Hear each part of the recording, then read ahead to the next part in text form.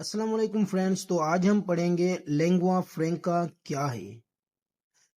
A lingua franca is a common language used by people who speak different native languages so they can communicate with each other। मतलब कि lingua Franka एक आम language होती है।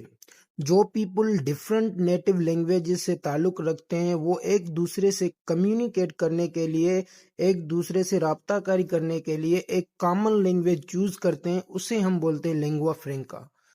Example है हमारे पास English, today's global lingua franca, business, science, internet.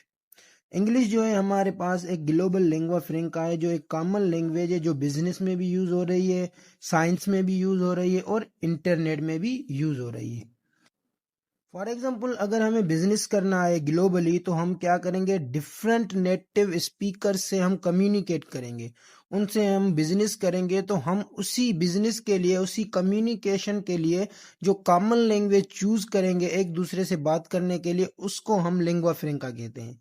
For example हमने बिजनेस स्टार्ट किया, एक बंदा चाइना का है, एक बंदा पाकिस्तान का है और दूसरा बंदा अमेरिका का है। अब ये तीनों की जो नेटिव लैंग्वेज है वो डिफरेंट है, एक दूसरे को समझ में नहीं आ रही।